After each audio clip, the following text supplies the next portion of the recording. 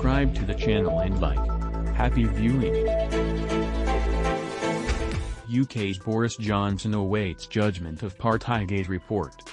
London, British Prime Minister Boris Johnson has been shadowed by career-threatening scandal for months, but so far he has escaped unscathed. This week he faces one more threat to his political future, a comprehensive report into lockdown-breaching parties and government offices that is expected to be published within days. Senior civil servant Sue Gray is due to release her findings on Partygate, the scandal over more than a dozen gatherings in Johnson's No. 10 Downing Street residence and nearby buildings that took place when coronavirus restrictions barred people in Britain from mixing with others. Claims that Johnson and his staff enjoyed illegal office parties while millions in the country were prevented from seeing friends and family in 2020 and 2021 have dogged Johnson's Conservative government since they first surfaced late last year. Critics, including some within Johnson's own ranks, have called for him to resign. Police investigated and said last week they had issued a total of 126 fines to 83 people. Most are thought to be junior staffers, but one £50 ($60) fine went to Johnson, for attending a surprise birthday party thrown for him in June 2020. That made him the first British Prime Minister ever found to have broken the law while in office. Treasury Chief Rishi Sunak and Johnson's wife, Carrie, have said they also paid fines for attending Johnson's birthday party. Johnson apologized, but insisted that he didn't knowingly break the rules, saying it did not occur to me that the brief gathering, complete with birthday cake, was a party, a claim that drew derision from many. Pressure grew again on Monday when broadcaster ITV published 4 photographs showing Johnson raising a glass in front of a group of people, with snacks and several wine bottles on the table in front of him.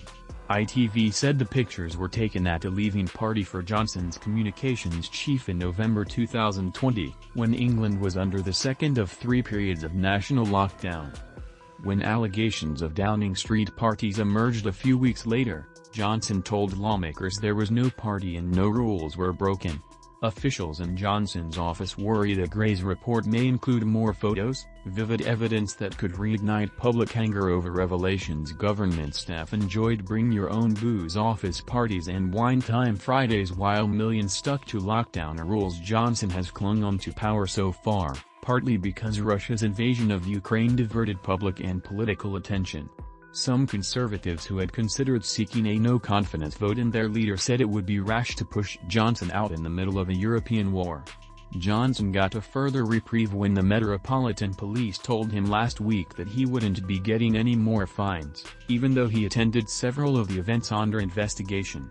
Treasury Minister Simon Clarke defended the Prime Minister on Monday, saying Johnson had a fine for a slice of cake between meetings. He said the context of the parties was a government under extraordinary pressure during the pandemic with people working on questions of literally life and death and operating under exhausting strain. Gray's full report could renew pressure on Johnson if it heavily criticizes him and senior officials, or contains photos and other vivid evidence of Downing Street socializing. The government says it will publish Gray's report in full once it is handed in. A partial version was published in January after police asked Gray to leave out details to avoid prejudicing their inquiries. The interim report didn't name individuals, but it did criticize failures of leadership and judgment that allowed the parties to take place. Gray has a reputation as a tough and independent-minded civil servant, but she has limited scope for censuring Johnson, who is ultimately her boss. Critics have also accused the government of meddling after it emerged that Johnson and Gray held a private meeting several weeks ago.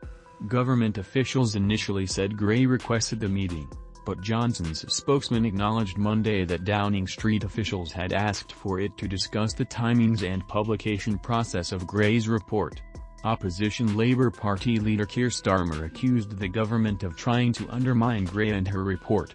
What we do know is there was industrial-scale lawbreaking in Downing Street, over 120 fines, Starmer said.